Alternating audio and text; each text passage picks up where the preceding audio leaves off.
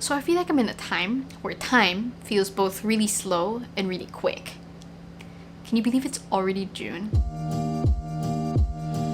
Hey everybody, welcome back to another video. Hopefully everybody is doing okay. So today I will be talking about my quarantine favorites, or just a couple of things that I've come to love or love even more in this period in time. So let's go. So I'm not going to go into deep detail about this website, but if you're like me who wants to learn a new language and that language also happens to be Japanese, go check out JapanesePod101.com. It's not a perfect site, but I will say that I have learned quite a lot from it. Also, they offer a 7-day free trial, so go check it out. 私は一杯のコーヒーで毎日を始めるコーヒーが大好きです。So as I mentioned earlier, I'm studying Japanese, so naturally this involves a lot of writing and jotting down some notes, and these Muji notebooks are just fantastic.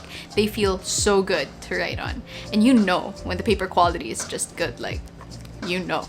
You can pick these up for around $250, I think, for 5 fillers, and honestly that's not bad considering how good the quality is. I have one for journaling, one for writing down new Japanese words, one for new kanji characters, and one for practice writing hiragana and katakana. I used the other one for school, so I don't have it anymore. School, remember school? Good times. So before all of this happened, I wasn't really a big drinker. I mean, I never really went out of my way to go out drinking, maybe a drink or two at a friend's place. But this quarantine, I have really come to love wine. I just think it's a really good way to relax and unwind, because, you know, sometimes it does get very stressful, even overwhelming at times. So having a glass or two towards the end of the night can really, you know, just relax me. Maybe 3. Current favorites right now are Yellowtail's Chardonnay, Sauvignon Blanc, and of course, Pink Moscato. Drink responsibly. So I'm probably really late on this one already, considering that this playlist already has 3 million followers, but the Lo-Fi Beats playlist on Spotify is just amazing. I've always been the kind of person who could never really focus on anything while listening to music with lyrics. Like, I would just like phase out and just listen to the music.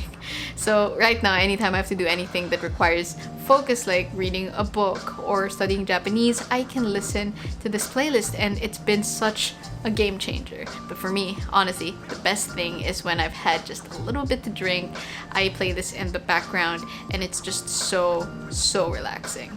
Try it sometime. So I've always tried to stay away from instant noodles. I've enjoyed pancit canton in the past, but it's never really been something that I've craved, you know? But lately I've been hooked on Jin ramen, and it's so good. It's too good. But lately I've been trying to pace myself, because, you know, instant anything is not good for you, and that's just a fact. So whenever I do allow myself to eat this, it's just heaven. It's like, you know, I add an egg, put in some sesame oil, some chopped onions and garlic. I'm sorry, I have this obsession with onions and garlic. And yeah, you're pretty much good to go.